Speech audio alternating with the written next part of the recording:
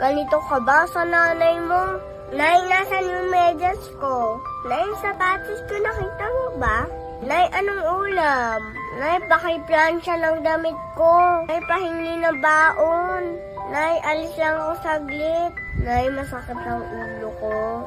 Lahat ng gamit mo, hinahanap mo sa nanay mo. Parang lahat na lang ng bagay, inasa mo sa kanya. Ito yung mga salitang madalas nating gamitin sa loob ng ating tahanan. Laging mukhang bibig, si nanay.